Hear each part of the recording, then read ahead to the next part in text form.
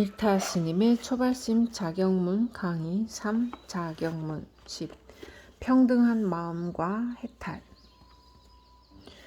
1. 불법은 곧 평등 열째 대중 가운데 머물러서 마음을 언제나 평등하게 가져라.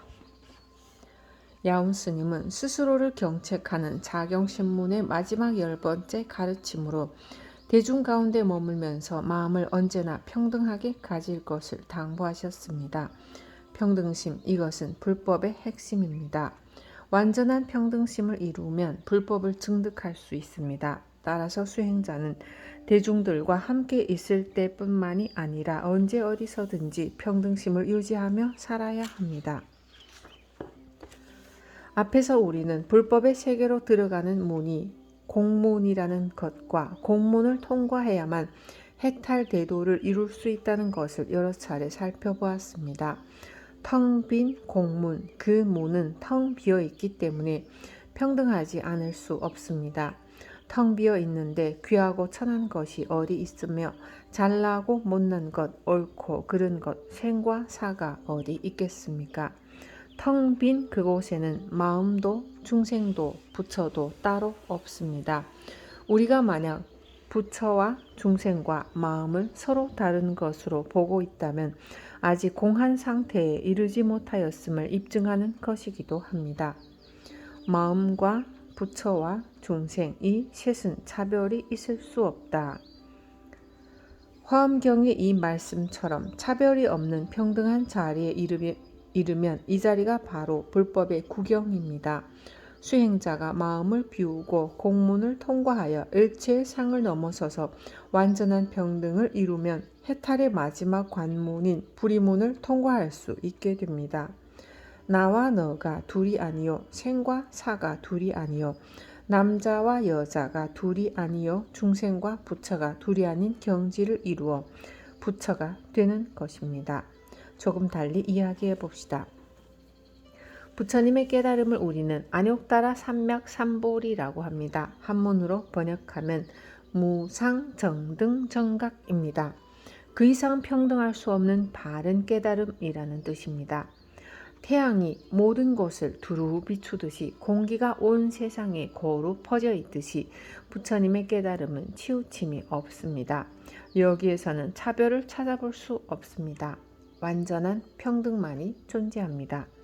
이렇듯 완전한 평등을 이루어야만 부처가 될 수 있기 때문에 부처님께서는 어떤 가르침보다 평등을 중요시하셨습니다.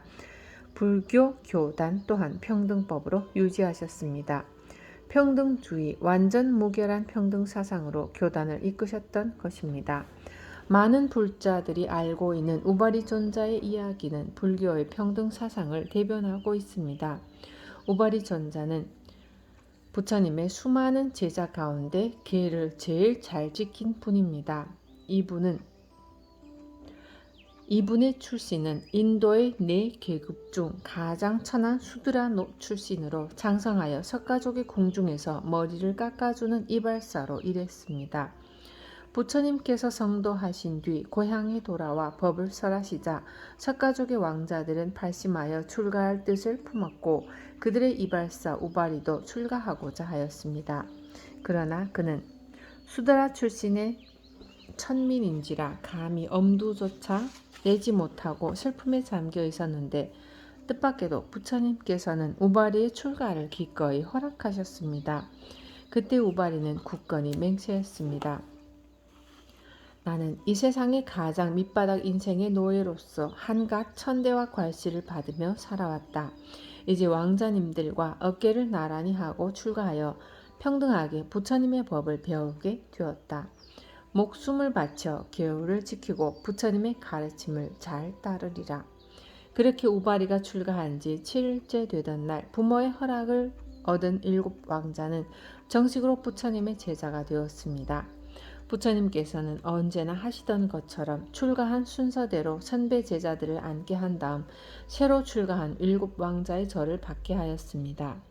7 왕자들은 장로들로부터 앉은 차례대로 예배를 해나가다가 맨 끝에 앉은 우바리 앞에 이르러서는 절을 하지 않고 있었습니다. 이 광경을 보신 부처님께서는 그들을 타이르셨습니다. 불법에 있어서 무엇보다 중요한 것은 계행을 청정하게 지키면서 정진하고 덕을 닦아 교만한 마음을 항복받는 일이다. 따라서 아무리 나이가 많고 세속에서의 신분이 높다 하여도 선배가 될 수는 없다. 오직 출가한 순서대로 서열이 정해질 뿐이다. 우바리가 비록 출가 전에는 수드라였다고 하지만 뒤에 출가한 사람보다는 서열이 앞서느니라. 이제부터는 우바리를 너희의 형으로 삼아서 존경하고 대접하도록 하여라. 7 왕자들은 선뜻 우바리에게 절을 하지 못하였지만 부처님께서는 100갈래 1000갈래의 물줄기가 하나같이 바다로 흘러들어가듯이 4가지 신분의 사람들도 출가하면 하나의 성인 석씨가 된다 라고 하시며 거듭 타이르시자 출가 전의 왕자와 이발사의 관계를 깨끗이 씻고 순수한 마음으로 우바리에게 공손히 절을 했습니다. 이로써 불교 교단 내에서 절대 평등 사상은 굳게 확립되었고 모든 중생이 똑같은 불성종자임을 만천하에 공표하게 된 것입니다. 또 이런 일이 있은 뒤부터 인도 사회에서도 사성계급 제도가 옳지 않다는 것을 각성하기 시작했습니다. 우리는 부처님의 제자입니다. 부처님의 이러한 평등 사상을 마음 깊이 새겨서 평등한 마음을 회복해 가져야 합니다. 이 평등한 마음을 회복해 가질 때 걸림없는 해탈의 삶이 우리들 앞에 전개됩니다. 적어도 우리 불자들은 평등 속에 해탈의 법이 깃들어 있다는 것을 분명히 알아야 합니다.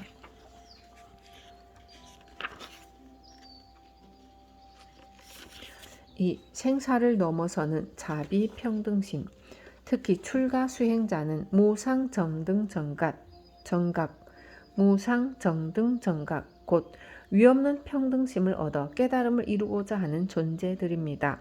하고 싶은 것, 되고 싶은 것, 갖고 싶은 것을 모두 버리고 출가한 까닭이 무엇입니까? 오직 평등한 세계로 들어가 해탈대도를 이루기 위해서입니다. 그런데 마음의 평등을 잃어버리고 제가인들에게 갑질을 하거나 속인들과 다를 바 없이 차별하고 분별하며 살아간다면 어떻게 깨달음의 세계로 나갈 수 있겠습니까? 야운스님께서는 힘주어 말씀하셨습니다. 사랑을 끊고 부모를 떠나도록 한 까닭은 불법의 세계가 평등한 때문이다.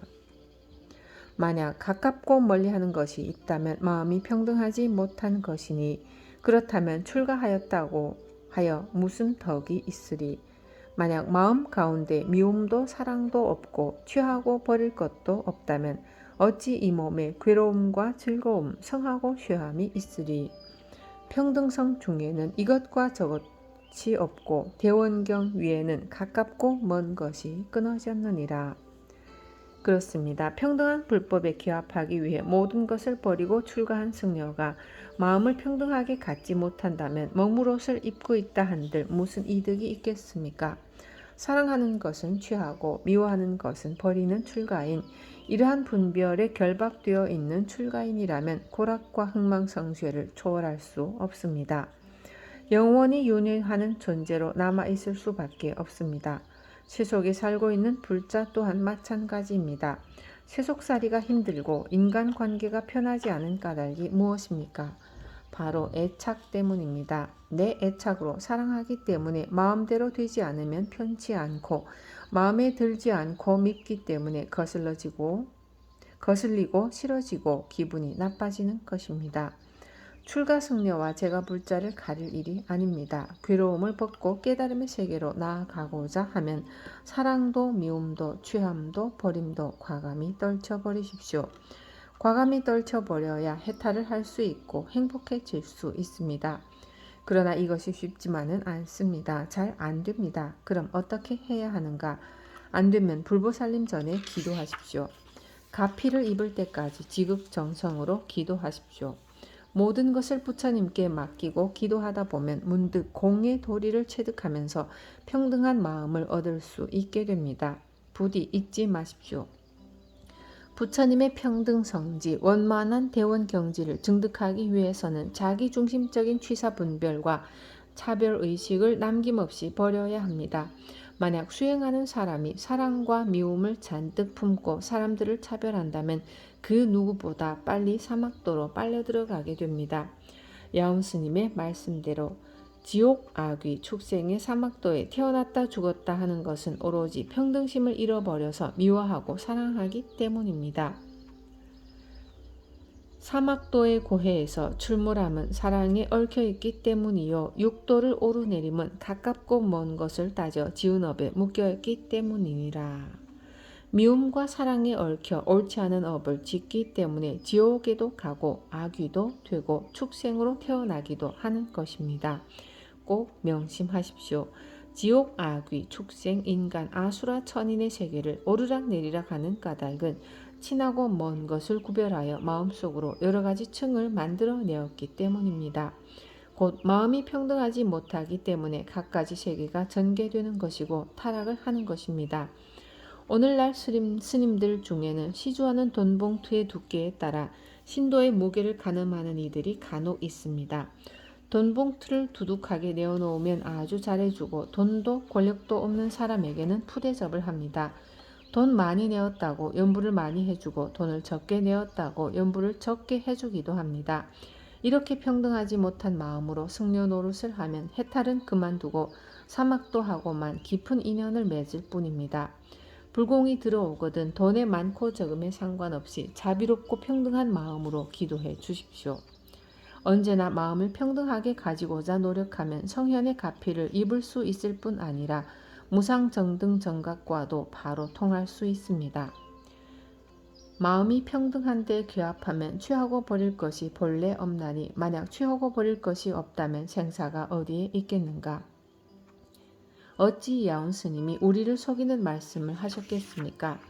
중국 선종의 3조 승찬 스님께서는 심신명을 통하여 평등한 마음을 크게 강조하셨는데 그중 몇 구절을 소개하겠습니다. 지극한 도를 이루고자 하는 이가 내버려야 할 것은 바로 간택심입니다. 밉다, 곱다, 좋다, 싫다, 맞다, 그릇되다, 취한다, 버린다 등의 상대적인 마음만 버리면 그대로 지극한 도에 이르고 원흉무해한 경지에 이르게 되는데 평등하지 못한 마음 때문에 한결같지 못한 힘든 삶을 살게 된다는 것입니다. 그럼 어떻게 해야 하는가? 간단합니다. 평등한 마음 갖기 연습을 많이 하며 살아야 합니다. 평등심을 자꾸자꾸 기르며 살아야 합니다.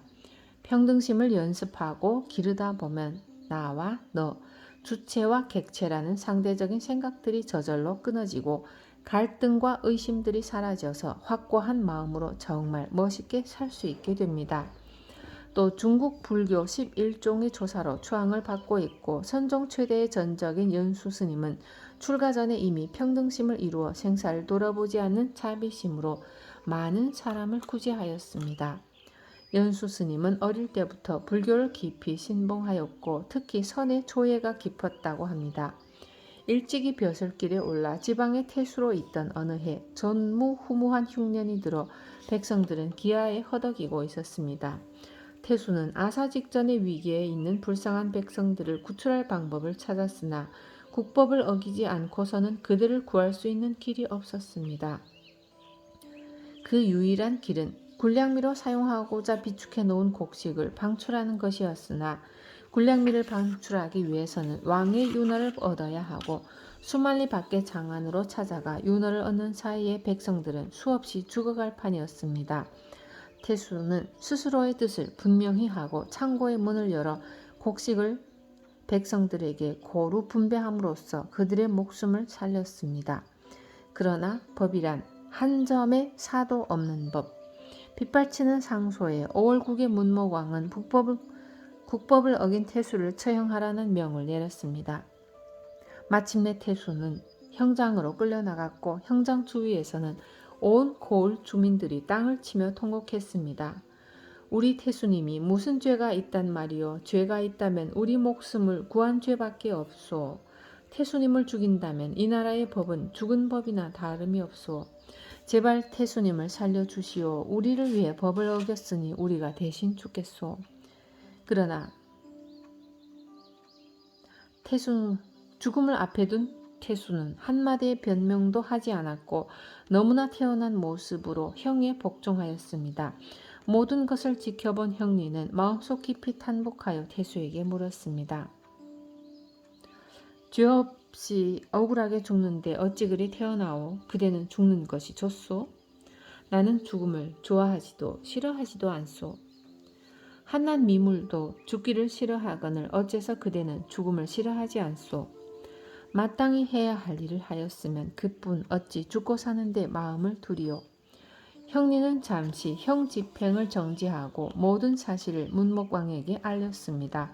왕은 크게 감격하여 특별 사면을 명하고 많은 하사품과 함께 태수의 선정을 표창하였지만 태수는 모든 것을 떨쳐버리고 출가를 하였습니다.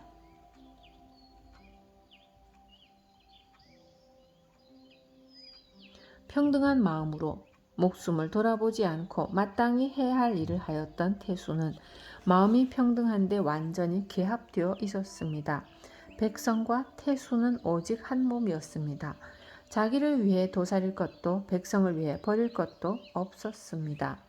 태수의 평등한 마음속은 오직 자비로 충만되어 있었고 그러한 분이었기에 죽음 앞에서도 너무나 초연하였으며 뒷날 출가하여 11종의 조사로 추앙받기까지 한 것입니다. 연수스님처럼 우리도 생사를 넘어서는 평등심을 길러야 합니다. 진정 부처님의 평등성지와 대원경지를 성취하고자 한다면 마음을 언제든지 평등하고 원만하게 가져야 합니다. 만약 자연스럽게 되지 않으면 자꾸 그렇게 하는 버릇을 들여야 합니다. 습관은 제2의 천성입니다. 평등한 마음, 원만한 마음을 가지고자 진실로 노력한다면 아무리 괴팍한 사람도 바뀔 수 있습니다. 지난달에 잠깐 살펴본 지월 스님도 젊은 시절에는 성격이 대단한 분이었지만 자꾸 갈고 닦아 평등심을 이루었기 때문에 선세들까지 차식처럼 따랐던 것입니다. 자비롭고 평등한 마음 기르기, 이것을 우리들의 숙제로 삼읍시다. 우리 모두 더없이 평등하고 바른 깨달음인 무상정등정각을 얻을 그때까지 깊은 자비심으로 사랑과 미움을 넘어서고 평등원만한 마음가짐으로 가깝고 먼 관계를 청산해 갑시다. 이렇게 버릇들이기를 오래오래 계속하면 지계와 선정력과 지혜가 저절로 생겨나서 틀림없이 우리를 부처의 자리로 옮겨놓습니다. 이제 야움스님의 마무리 노래를 함께 불러봅시다. 가장 높은 보리도를 성취하기 바란다면 어느 때나 또렷하게 평등심을 지닐지라.